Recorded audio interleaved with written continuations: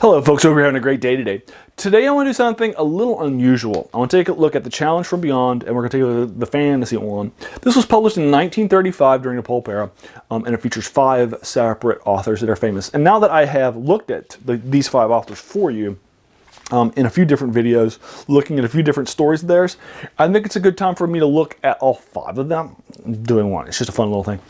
It's not the best story in the world, but the fact that it has these 5 giants in the field, well, maybe 4 giants and 1 person who has probably been neglected by time. But I think there's value in it.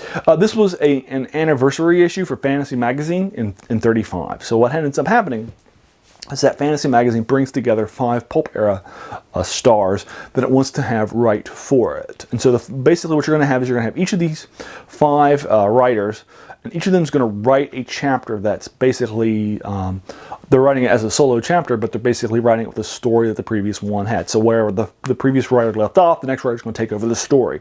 And their idea is to write a story called The Challenge from Beyond.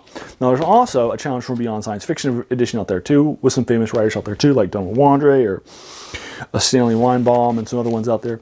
I do think some of those names are a little less known. I mean, even if you follow science fiction like I do, some of them aren't as big of a name anymore.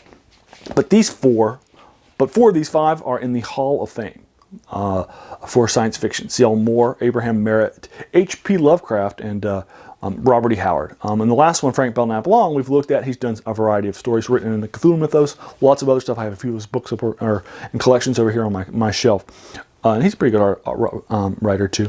And he was a chameleon, and he was around for decades and decades. He's probably the longest of these guys. He wrote hundreds of comics, including major ones like Green Lantern, Justice League, and stuff over in the DC universe. He also wrote screenplays, novels, short stories. He was a chameleon who would move from genre to genre to genre, but continued to write speculative fiction, fantastic fiction. So what I want to do with you is take a review for this. So I'm going to link this to you below so you can read it and follow along, and then we're going to review this. And then after we've reviewed this, what we're going to do I'll do a quick little synopsis for you, then I'll review it for you, and then I'll leave you to it. But again, this is more of an oddity. It's a fun read because you get a chance to see 5 separate writing styles. Just because all 5 of these people are big names in the pulp era doesn't mean that their writing styles are the same.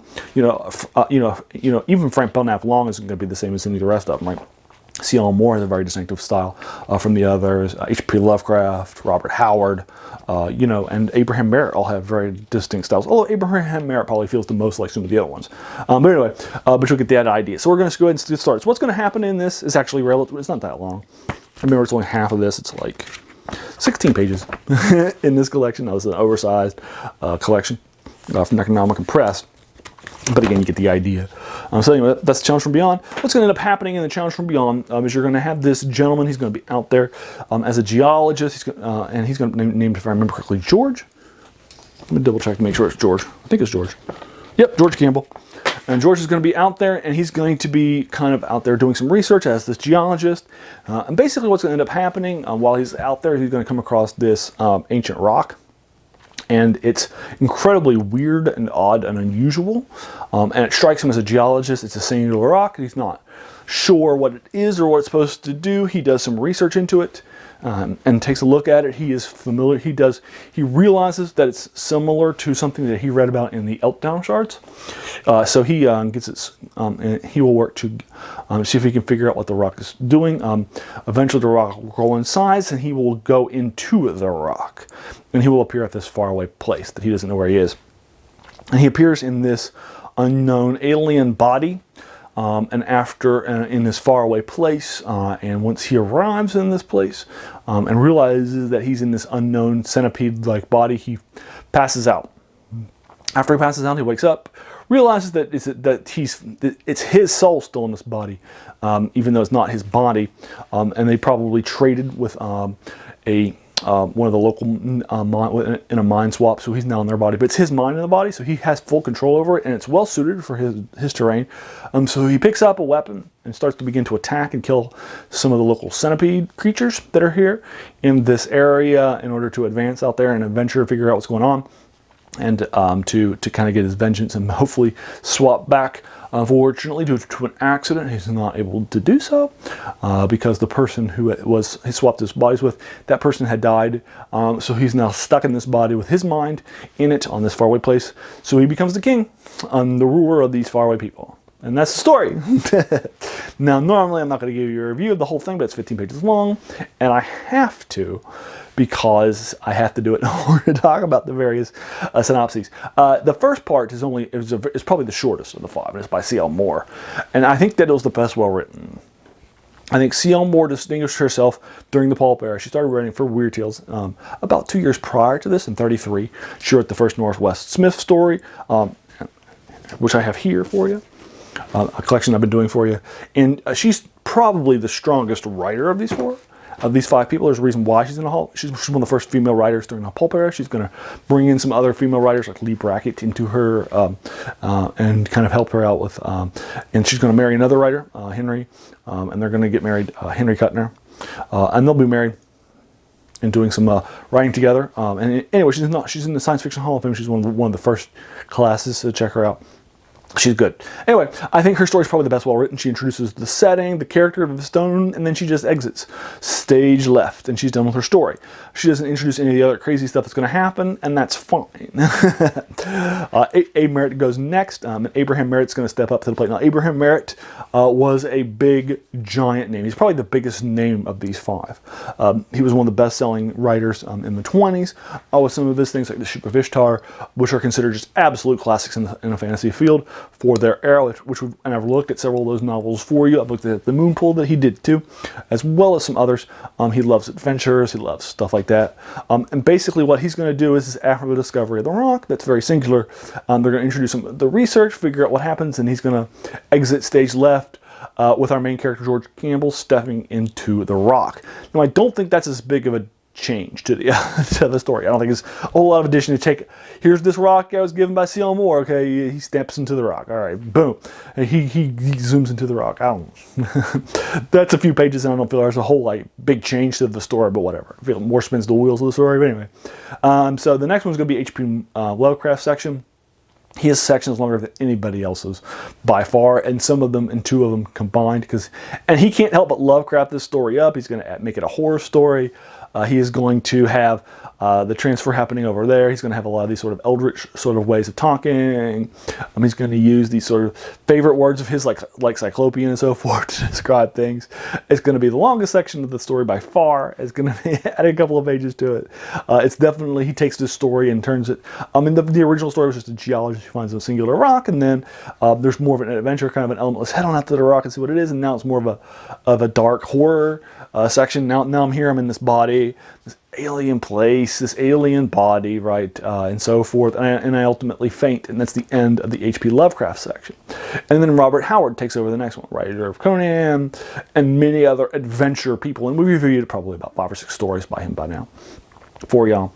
And Robert E. Howard's going to take over, and he's going to Howard up the story. He's going to grab a weapon and start attacking people. Move and do. Come up with a plan later. Or come up with a plan while you're taking your actions. But he's not a person who's just going to sit back and think. He's not going to let, a Robert E. Howard hero is never going to let something happen. And it kind of changes the kind of genre of the story from horror to action and fighty kind of stuff. Anyway, that happens. He fights for a bunch of stuff, and then finally Long's going to take it over. He's going to do the coda with the whole body wasn't able to go back. And so now you're taking over the kingdom, and that's it. I don't think Long's ending also is particularly interesting. I don't think he added anything to the story. Again, I think, like Abraham Merritt, I think he just spun the wheels of the story. But anyway, there you are. Again, I'll link you to it in the comments below so you can read it and check it out.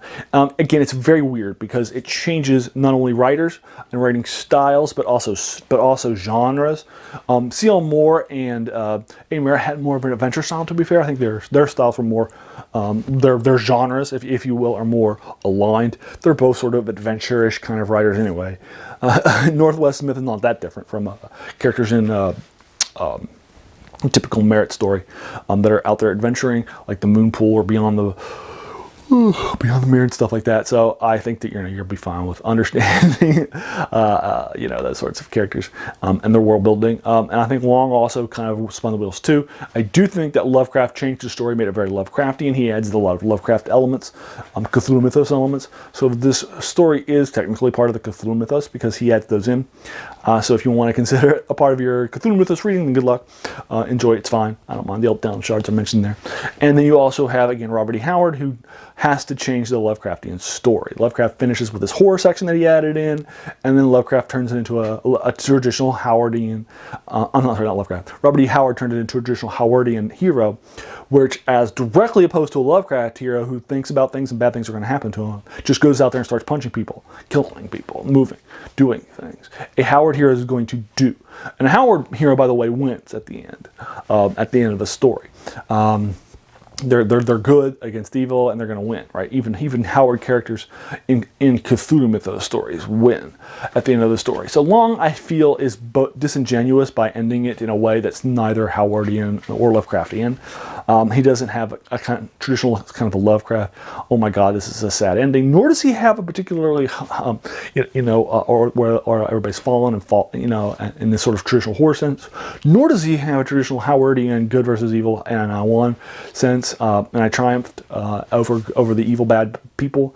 He has a very different sense about it. Becoming the ruler over them is a weird. I mean, I approve of it, I guess, in a way, but he also kind of digs back into a reference. I think it was in the Abraham Merritt section about how this guy wasn't the normal sort of person who was scared of new things, our geologist hero. And so I think that Long kind of taps into that, uses that as a part of the thing. So again, I respect that Long didn't, go into a fourth genre in his story. So I do appreciate that, but again, he didn't add a whole lot to it either. Anyway, there you are. That's the Challenge from Beyond. I'll link you to it in the comments below. Let me know what you think about it. It's hard to classify or qualify. It's not the best story in the world, but again, it's just a fun read, and it's good to read at least once. So you've had that chance to, especially if you're familiar with the 5 writers. And one of these I think is really good. So all 5 of these writers were big writers for Weird Tales during this era. Well, except for Abraham Merritt, he wasn't a big writer for Weird Tales. The other 4 were. But he was a big writer for the genre, probably bigger than the other 4 were. So I think it's interesting to compare their styles, and here you can see their styles in contrast. Moore has the smallest section, but she's also probably the most concise and cleanest writer of the group. She has the fewest number of purplish proses. Like Abraham Merritt's a great writer, but he can sometimes have a little too. He sometimes has not met an adjective that he won't met. He just adds way too many adjectives to scenes, his settings, and so forth sometimes. Similarly, Lovecraft is like twice the offender that he is. And Howard can sometimes get so bogged down in an action scene, which is very good, but he's a great writer of action scenes, that he doesn't really do a good job at really doing a whole lot with the rest of the story. And Long can have some great stories, but during this era, 10 years into his career, can also have some hits and misses. He's not really as consistent as he'll be later on in his career. So it's interesting, I think, to compare these 5 styles and find out which ones you like the best. And this is a fun place to check it out because you can see all 5 of them there. And again, I got to be honest with you, I think C.L. Moore's the best writer of the group in this specific story. I think she's also the fastest. She's the quickest. So I think there's all credit to her. She knew when to get out of the story. She knew how to set it up. She knew how to write it. She gave you a good feel for the characters, the world building, and the stone, and then she left. Exit. And then the next people moved up to the plate. So again, check it out. Let me know what you think about it in the comments below. I'm happy to engage you with it further. If you like this, please feel free to hit that subscribe button because there's going to be so many more reviews like this to follow. There's so many classic stories, short stories, novellas, novels, and such that are out there in these 3 genres of horror, science fiction, and fantasy that I'm really focused on trying to unpack these classics for you. And this is a great example of that. You got 5 authors, 4 of which are in the Science Fiction Hall of Fame. Big names in the genre, and come together and wrote a single story in 1935 for a pulp magazine. So check it out. You're not going to be sad that you wasted the time. You're not going to feel that the 16 pages that you read were a waste of your time. So check it out. Also, hey, if you watch this video all the way to the end, I just want to thank you for taking some time out of your day. We all have busy days and busy lives, so the fact that you spent this time with me, that's very humbling, and I really do appreciate that. So thanks once again. You have a good one.